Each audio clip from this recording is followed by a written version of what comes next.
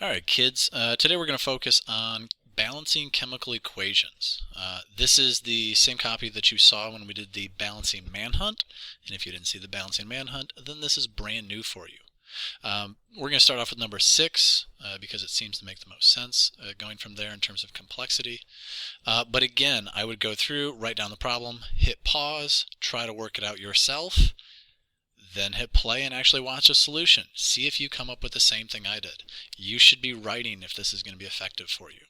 Anyways, first thing we want to do is we want to use the T-chart to actually write down the elements that we have in each of these. Going through and telling me that we have 3 NAs, 1 P, 4 O's, 5 O's, 4 of them there and 1 of them there, 1 K, get rid of that O because I wrote it twice, and 1 H. And again on the right side, 1 Na, I've got 5 O's, I've got 1 P, I've got 3 K's, and I've got 1 H. So looking at this, the things that I know that I need to balance are going to be my K's and my NA's. Pick one and go. So from there, I like the 3 NA's here, 1 NA here. I'm going to triple this thing. So that turns this guy into a 3. Again, it goes through and ups my H's to a 3, and it ups my O's to 3 plus 4 gives us 7. Well, from there, all I need to go through is actually balance out my K's, which are now unbalanced, or again unbalanced. So I throw a 3 here. That's going to go through and balance this to a 3. It takes my H's on the right side, or sorry, the reactant side, the left side, and turns that into a 3. And now I happen to have 3 plus 4 gives us 7 O's. So your whole equation is balanced at 1, 3, 3, 1. Moving on to number 2. This one's going to be a little... sorry, for number 6 we forgot the type of reaction. In terms of our type of reaction, I have 2 compounds on each side, which means this is going to be a double displacement, or double replacement reaction. In terms of number 7, looking at the type of reaction real quick, I know that I'm ending in carbon dioxide and water. So this whole thing is going to be a combustion reaction. And you should know that the combustion reaction is also ending in energy as well, but obviously we don't have a chemical formula for that. Energy. And from here we need to go through and actually balance it. So I've got my C's, my H's, and my O's. We'll start off with our C's are 3, H's are 6, O's are 2, C's are 1, H's are 2, and O's are 3. So I like to start with the C's up top. Throw a 3 there. That becomes a 3. Ignore the O's for now. We'll come back to those. H's, I need a 3 there to make this a 6. Okay. And then from here I now have 6 O's plus those 3 O's gives me 9 O's total. Now, here's a little trick that I've got. If I, in a perfect world, wanted to turn this into a 9, I would do so by putting a 4.5 here. That is a physical impossibility in terms of being able to because of the molecules, but it's currently balanced right now with an invisible 1 here, and this being 4.5. So in order to fix that problem, I can go through and balance this by turning this into a 2, this into a 9, this into a 6, and this into a 6. So it is currently balanced and correct at 2, 9, 6, 6. And again, going through and double checking this should be easy. 2 times 3 gives us 6 C's, 2 times 6 gives us 12 H's, and 9 times 2 gives us 18 O's. On the right side, I have 6 C's, I have 12 O's plus these 6 gives me 18 O's, and H's I happen to have 12. So again, if you're going to go through and do something crazy or a little trick of find the 0.5 and then double everything, make sure you double check afterwards. Moving on to number 8. Right away looking for the type of reaction, I see 2 compounds and then 2 compounds, and again our cations and anions switch partners, so this is again going to be a double displacement or double replacement. Okay. I have a whole lot of things to write down. I've got an Mg, I've got an I, I've got an Mn, I've got an S, and I've got an O. So let's look at our numbers. I've got 1 Mg, 2 I's, 1 Mn, 2 S's, and 6 O's. 1 Mg, 4 I's, 1 Mn, 1 S, and 3 O's. So my first thing right away is I can tell that I happen to, on the left side, have 1 more S and 3 more O's. So I've got 1 additional SO3 on the left. So I'm going to start off there. I'm going to double this right side to turn this into a 2 and turn this into a 6. That's also going to affect my magnesiums, however. So this guy becomes a 2. So from there, I'm just going to kind of follow this along in a little ping pong ball style and see what this does here. Okay, and so from there, what we're going to do is I'm going to double my magnesium. That turns it into a 2, so that's now balanced.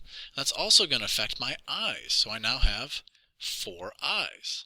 And looking at this whole thing, my magnesiums are balanced at 2, my I's are balanced at 4, manganese happens to be at 1, 2, and 6. So this whole thing is balanced at 2, 1, 2, 1. Moving on to problem 9. Looking at this, we end with carbon dioxide and water. Again, if you see water and anything that happens to be other than carbon dioxide, you know we're dealing with acid-base. But this carbon dioxide tells me we're dealing with combustion again. And this should be a big clue because we've got a carbon compound that is being met by oxygen. So we're basically burning some carbon compound. So I end up with a C, an H, and an O. And again, as soon as you see a combustion reaction right away, your first thought should be, am I going to have to use the find a 0.5 and double everything? Because that tends to work occasionally, or tends to be a useful trick occasionally. So we'll see if that's a thing. I'm going to throw a 6 here just to go through and take care of my carbons. So I know those 6 carbons exist. I'm going to ignore the oxygens for now. Let's go through and throw a 6 in front of this to take care of my hydrogens. So that turns 6 times 2 into a 12. And so I have 6 carbons, 6 hydrogens, and now let's count my oxygens. 6 times 2 gives me 12 of those, plus 6 times 1, 6, so 12 plus 6 gives me 18. And being that this is an even number, that makes life really simple. 9 times 2 gives us 18. So I didn't even need to do that 0.5 thing, and this again remains my 1. So 1966 should help us out on that set. Looking at number 10, right away I should see a 1 compound, 2 compound, 3 compound, 4, so we know we're dealing with a double displacement reaction, but this double displacement reaction ends in water, which means this thing has to be a salt. So this is going to be your acid-base reaction. Now from there, let's have some fun and balance it. I've got an H, I've got a Br, I've got a Ba, and I've got an oxygen. So I know my H's, I have 2 plus 1 give me 3. My bromines, I've got 1. My barium, I have 1. And my oxygen, I have 2. On the right side, I have 2 hydrogens, 1 oxygen, 1 barium, and 2 bromine. So right now I know that there's a whole bunch of stuff that's not even. I'm going to start off with the simple one, the bromine. So let's go through and double this. Bam. That turns that into a 2. And that's also going to go through and increase my individual hydrogens on the left side to 4. Okay. So right now I happen to be in a weird place where I've got 2 extra hydrogens on the left side, and I've got 1 extra oxygen on the left side. And you should right away, when you see H's and O's in an excess on one side, know that the other side is simply going to get another water molecule that goes through and doubles our H's over here to a 4, even, and we now end up having 2 oxygens, and that becomes even. Okay, so our final actual balance is going to be 2, 1, 1, 2. Looking at number 11, we know that this thing happens to be, again, 2 compounds, or compound, compound, compound, compound, so I've got 2 compounds on each side. But again, this thing being water means that we are dealing with acid-base. And again, that means that this thing right here is going to end up being a salt. So from there, let's go through and actually balance it. Ca, OH, and a C. So I've got 1 Ca,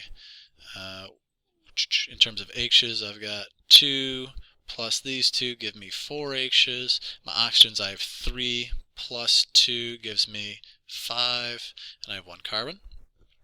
Right side, I've got 1 calcium, I've got 1 carbon, I have 2 hydrogens, and I happen to have 4 oxygens. So, big picture, I know my calcium's balanced, carbon's balanced.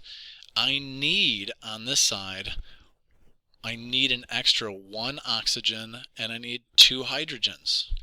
Well, that should be a really, really big clue. If the only thing I need is hydrogen and oxygen, double your water molecule here, and that will end up giving me 4 of these and 5 of these. So I'll end up with a balanced 1, 1, 1, 2. Hitting our home stretch, number 12, we've got an aluminum over here by itself with a compound, and then a compound and a hydrogen by itself. Even though it's diatomic, it's still by itself, quote unquote. So what we have right now is a single replacement or displacement.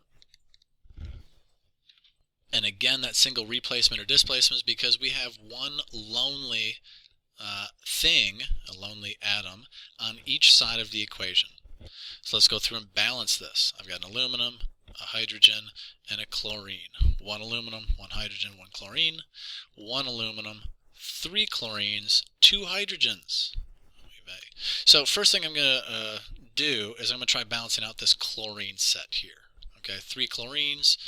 Let's get 3 chlorines over here. So bam, we're now at 3. And that also goes through and affects my hydrogens. Now my hydrogens are at 3. Ooh, that's kind of tough. Alright, so that didn't work so well.